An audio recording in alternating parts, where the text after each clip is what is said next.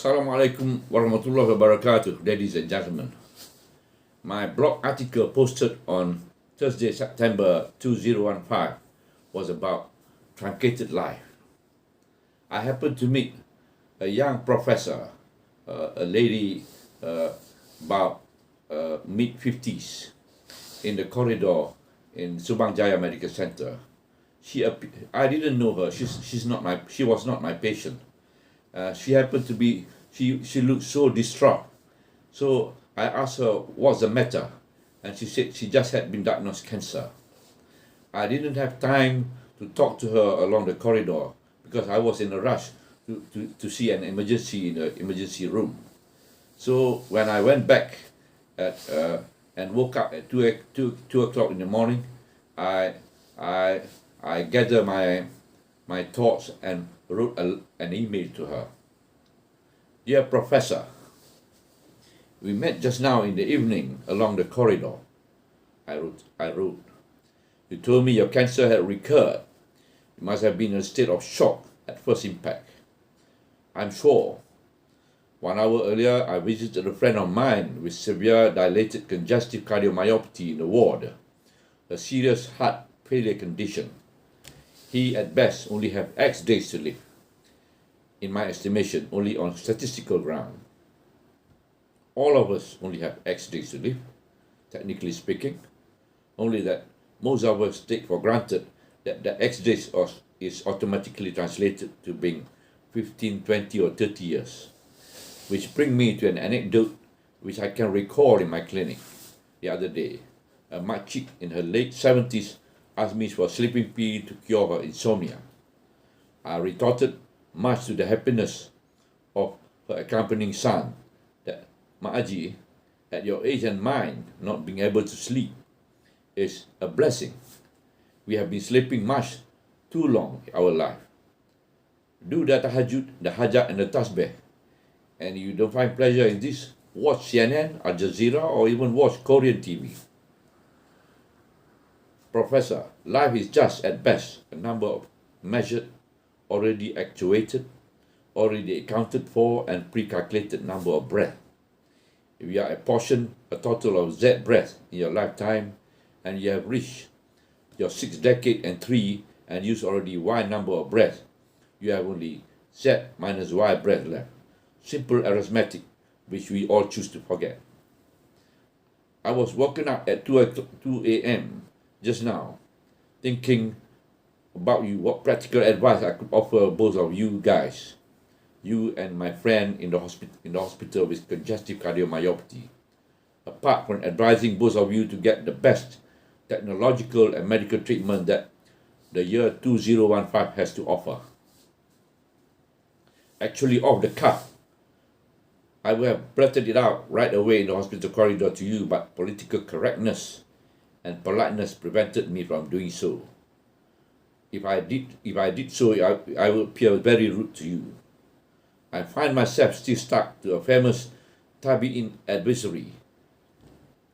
That is Hassan al-Basri's advisory on life. His theology of, firstly, Salat, and in your extreme situation, throw in daily tahajjud, tasbih, taubat, Isra and Duha as well. They are therapeutic. And if you want to add a wee bit of stevia, daily hajat prayer will not harm you. And there is doa, also another form of zikrullah.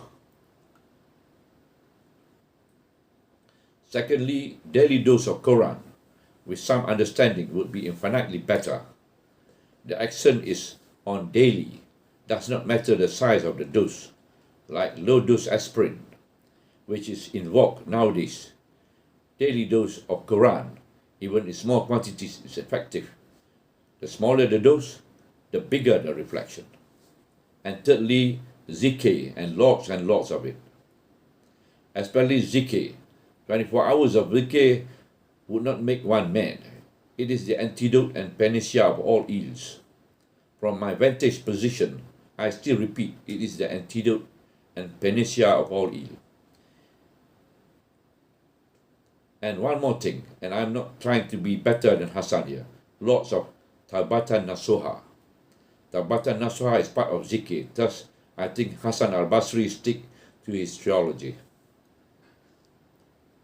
Please, Professor, just sleep on this thought, that Allah promised the new Muslim to erase all his sin if he says La ilaha illallah, and if that revert dies that day, his promise automatic Jannah. And here we are, 50, 60 years, 70 years, being nominal Muslim, with our occasional salat, zikir and all. You have your salat, your Quran, your zikir, and lots of tawbat, albeit quite late in life. So what? You are okay, inshallah. Dr. Nick. The good professor replied to my email after 3 days' time. Dear Dr. Nick, I read here the letter she emailed to me.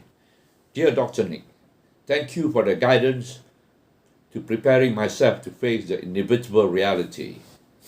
My meeting you that Wednesday was part of his grand plan. I've been going to the hospital for consultation with the oncologist many times, but never have I crossed your path. But that very day when I received my blood result of the cancer marker, which turned out to be positive, God had willed it for me to meet you for a purpose. When you personally emailed your thoughts and advice to me, it made me reflect further the purpose of that meeting. Every word you said aptly described the state of my soul and my health condition. Your response to my disappointment, which may be more obvious to you than anybody else, is reflected further in your email. Such a response is just what I needed, and in which I didn't even realize. Most friends who knew about me, my recent progress, would give me standard response such as, take care of yourself, my dear, and have faith in the Almighty. MashaAllah, I shouldn't complain for that. For those are encouraging phrases to keep one strong in the face of life's trial. I thank God for such friend. But your response contains a message which I've been thinking about a lot lately.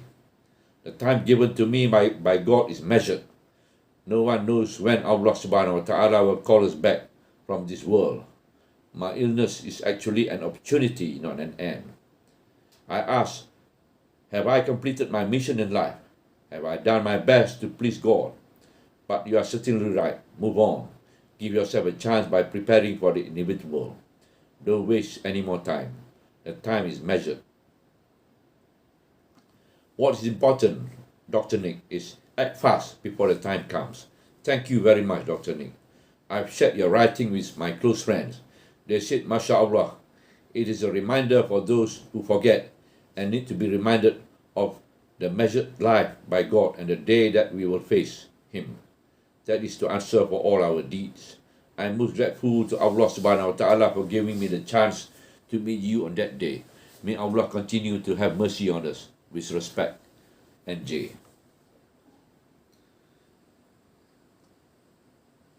I wrote back to her, Professor, thank you, and I hope you don't mind if I publish your response under a pseudonym, of course, for general kebaikan bersama. But you have any reservation, I would not. There are ways and ways to occupy oneself in his remembrance. Science-based individual like you and myself will put it as unlimited permutations and combination. But here is just one way on how you might start your day if you allow me to bore you. Hopefully, it would just serve as a guide and may want to personalize it to your favorite one, adding here and minusing there as you get better and better in your remembrance as you go along the path. I assume here you are still having your work and career to contend with, but the suggestion is still very doable, even if you are working full-time. You just need to make some adjustment here and there. Try to keep your night in remembrance, and this requires some change in your sleeping pattern. That is, you sleep early after Isha and wake up at 3 or 4 a.m., 1 to 2 hours before Subuh daily. This is the best hour. Having a short nap post-Zohor would certainly help. Start your Qiyam with Astaghfirullahalazim, 330 to 100 times of your favorite ones. Then do a cycle or 2 or 3 of Tahajjud. and another cycle of Astaghfirullah, followed by a cycle of Tasbih prayer of 4 rak'at. This prayer is specially illuminating, punctuated again by another cycle of Astaghfirullah, followed by a cycle or 2 of Hajat prayer. My favorite Hajat prayer, when I have the time, is to do 2 cycles of 2 rak'at each, with a total of 99 Qul Huwallah. That is 9 Qul Huwallah in the first rak'at, 20 in the second after Al-Fatiha, 30 in the first rak'at of the second cycle, and followed by 40 in the second rak'at of the second cycle. Altogether 99 Qul Huwallah. I learned this from Ustaz, I can't recall his name at present, Ustaz Ismail Kamus, the late Ustaz Ismail Kamus. I don't know where he get it. I'm not sure. I'm sure it's not from the hadith, but who cares? I mean, Ustaz Ismail Kamus must have done his research. Purists may have some reservation about these Hajat and Tasbih prayers, but we do not want to go into debate with them. There are scholars who strongly recommend it, and there are cynics who say no, Nabi did not do it, as if they were there during Nabi's time. If they want to remain at their level and feel at home with them, well and good, this is free country. After the Tahajjud, the lengthy Tasbih and the 99 Qul Huwallah Hajat is now right open for your hearts content to ask him to ask for forgiveness, long life, health, and most importantly, Husnul Khatimah. In your situation and mine, we need Husnul Khatimah. And remember that you are in the realm of the Sultan of the Sultans. Do your 2 rak'at tabat prayer, more dua again, while in sajadah position, and cry if you have to. It will be good for you. Polish off with your witir. It may be possible that you may just be in time for your subuh prayer. Otherwise, wax and polish all these prayers with dua, with 100 salawat to the Nabi, then followed by subuh.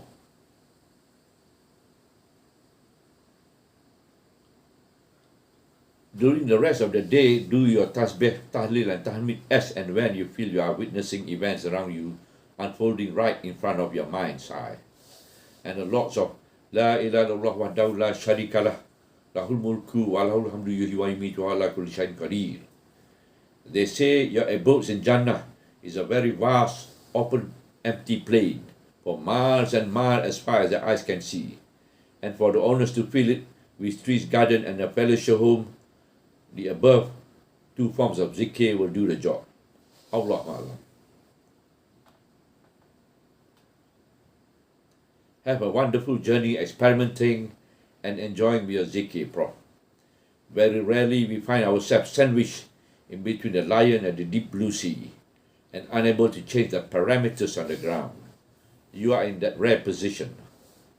I always believe that even if one cannot change the paradigm and the parameters on the ground, inshallah, with the right attitude and focus, one can change the paradigm in one's skull. And in final analysis, that is all that matters. Since all of us are going to meet him, it's all at his pleasure and grace, not what we do. He is, after all, Ar-Rahman and Ar-Rahim. Yours sincerely, Dr. Nick. Professor NG contacted me for several years after that, and after that I lost her. We lost contact. I'm not sure whether she's in the year 2023, whether she's still alive or she has gone to be in the realm of the beloved. Whatever it is, may her soul be placed among the blessed by Allah. Assalamualaikum warahmatullahi wabarakatuh.